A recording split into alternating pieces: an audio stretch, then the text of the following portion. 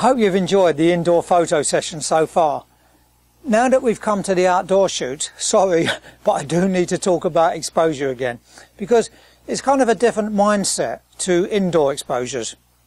And that's because when we're outside during the day, you've got a whole lot more ambient light to contend with.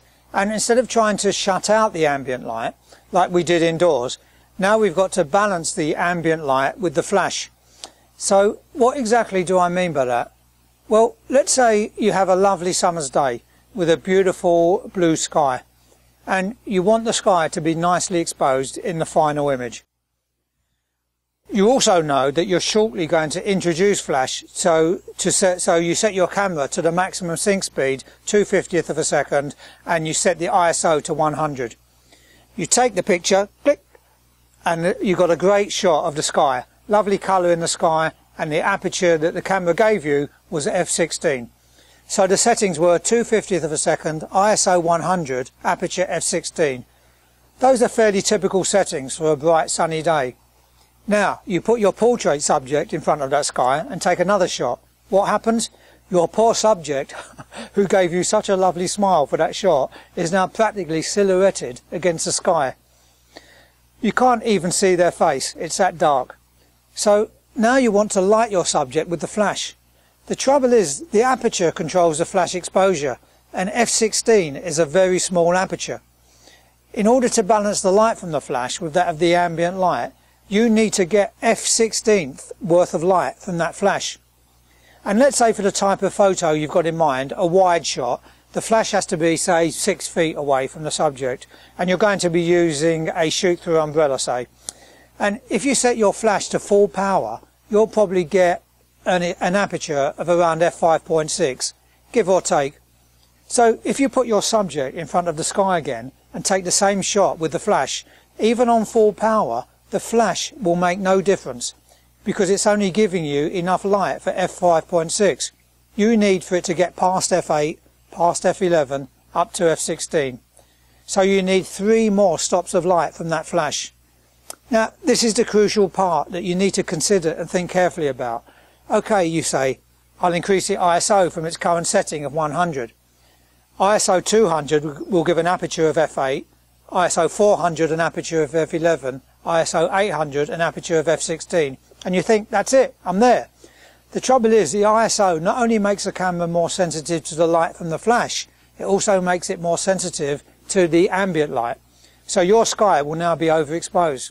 Aha, you say, I know, I can increase the shutter speed. Uh-oh, you're already on the maximum sync speed. You're already at the fastest speed you can use with the flash. You might think, oh, hang on, I could put a neutral density filter on the lens, and that would knock 3 stops of light off the sky. Yeah, you're right, it would. But it would also knock 3 stops of light off your flash, so you're back to square one again, and still have that 3 stops difference. If you change the ISO to brighten things up, everything moves up that way. No good. If you use a neutral density filter to reduce the light entering the lens, everything moves this way. Still no good. So, what's the answer? Well, you need more light from the flash. Let's say that instead of full power, you say half power on the flash. You could up it to full power, and in so doing, you double the light output. And that doubling of flash power has gained you 1 aperture f-stop. But you're on full power already. 1 flash on full power has given you f5.6. What you can do is bring in another flash on full power. That gives you f8. By the way, you can use more than 1 flash simply by using a special type of flash mount on the light stand. Now at f8, you're now 2 stops away from your target of f16. So you pick up 2 more flashes. Again, doubling the light, you're now at f11, 1 stop away from your target. You're almost there, just 1 more stop to go. But now to double the light and to reach f16, you need another 4 flashes. Well, 4 was bad enough to start attaching and worrying about. 8 flashes is the straw that breaks the camel's back. Sure, it's giving you f16, but it's not realistic. How can you cope with that many flashes? How are you even going to mount them on a light stand? The answer is you wouldn't. Instead, you'd find another way around the problem. Here's what you can do. You can purchase a larger, more powerful and more expensive strobe like this one.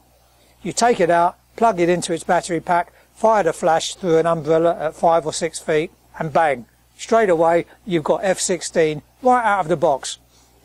Those type of lights are obviously more expensive, but much cheaper and convenient than buying 8 speed lights along with the required triggers. The other thing you can do is to use more sophisticated triggers on flashes that do high speed sync. Now, I explain high speed sync in another video which you'll find elsewhere on this course. That will allow you to use faster shutter speeds. So you can go from 2/50th to 500th to 1,000th to 2,000th to 4,000th. That's 4 f-stops. So now, instead of the ambient light requiring you to be at f16 at 2/50th, it now only requires f4 at 4,000ths of a second. You now only need f4 from your flash. But there's a small problem. I know, there's always something, isn't there?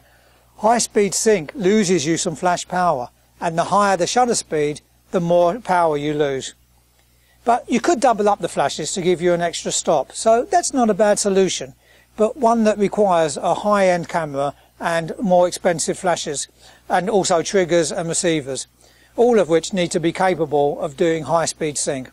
So, finally, after all of that, here's my favourite way of balancing flash with the ambient light using budget flashes and manual triggers, just like the ones we've been using so far in the indoor shoots. It's simple. You do not attempt to shoot in bright sunshine. Instead, you shoot at dusk, when the ambient light is much lower. You'll still get your beautifully exposed blue skies or darkish background, but you won't be fighting the ambient light. If you go out with one of these in bright sunshine and expect to use off-camera flash, you're going to be sorely disappointed. It's winter here in the UK, and in the following outdoor photo sessions, I'll be shooting late afternoon when I'll have far more manageable ambient light levels. So, see you in the next video. Bye for now.